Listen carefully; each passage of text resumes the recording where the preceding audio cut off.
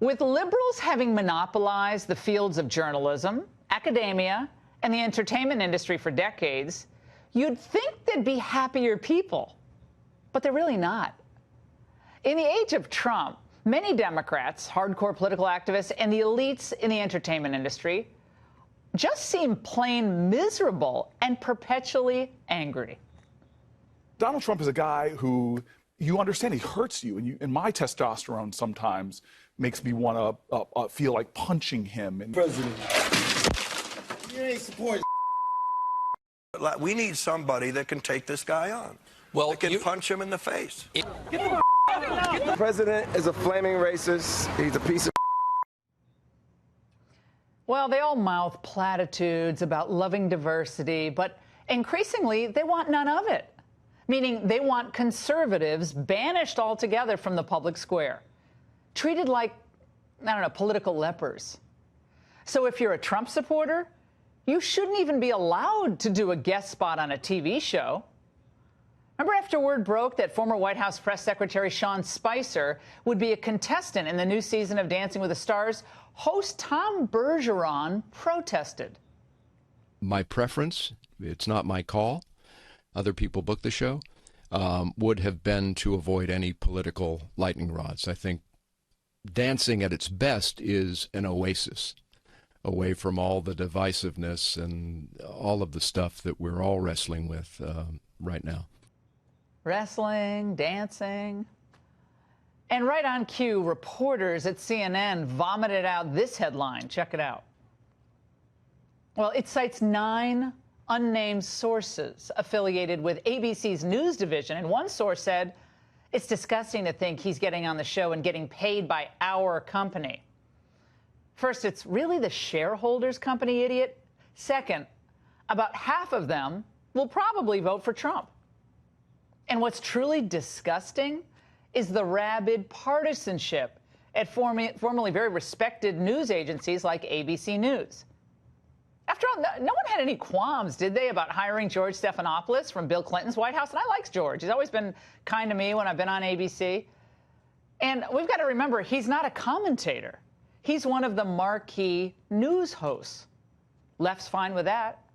But Sean Spicer, I don't know, what is he going to be attempting the tango? It's somehow an affront to their journalistic integrity at ABC? Please. And yesterday, this is unreal, the Miss Nevada pageant winner, Katie Williams, was stripped of her crown after she dared to express pro-Trump views on her personal social media accounts. This comes after many emails of the coordinators emailing me saying that I'm, quote, too political to be in the pageant. When I would reply back and ask what I could do or anything else, their basic answer was to delete everything on my page. I asked what was the actual content that they didn't like, and they would never give me an answer. Now, would she have gotten booted if she was, let's say, a climate change alarmist or a Planned Parenthood supporter? You know the answer. Now, Ms. Williams will be joining us in moments to tell us more. Now, even billionaire sports moguls aren't safe from the leftist Purge patrol. Miami Dolphins owner Steve Ross is being ejected from the league's Social Justice Committee. By the way, it's a committee he founded. The reason? He dared to host a Trump fundraiser.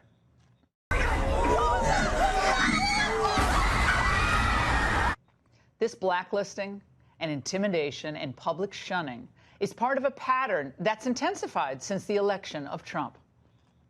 If you see anybody from that cabinet in a restaurant, in a department store, at a gasoline station, you push back on them and you tell them they're not welcome anymore, anywhere. Get up and please get up in the face of some Congress people. When they go low, we go high. No. When they go low, we kick them. And we know what that hateful talk encouraged? More peace and understanding? Well, we saw prominent conservatives harassed in public. And abolish ICE! Abolish ICE! Abolish ICE! Shame! Shame!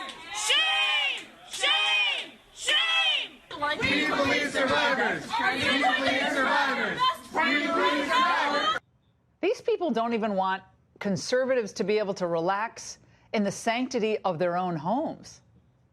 Hopefully somebody out there with some voodoo dolls in these. Yeah, you know somebody is. That's probably what it is. Just stab the mother in the heart, please. And at universities, don't expect conservatives will get treated any better.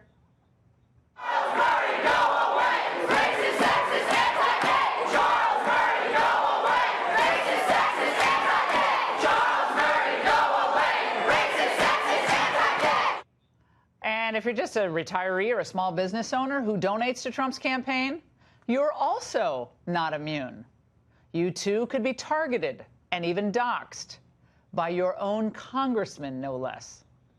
I hope that these donors in San Antonio and donors throughout the country, unless you support the white nationalism and the racism that Donald Trump is paying for and fueling, then I hope that you, as a person of good conscience, will think twice about contributing to his campaign. He's fueling the racism. The same people who blame Trump's rhetoric for the recent El Paso mass shooting use, as he does, the most vicious, toxic language to smear their political adversaries. Forget real debate, just smear them. And it's all with the goal of making them social and cultural outcasts.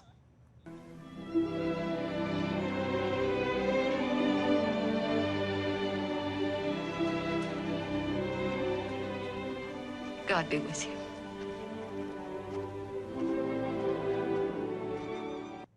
Now, they'd probably send us all to leper colonies if they could.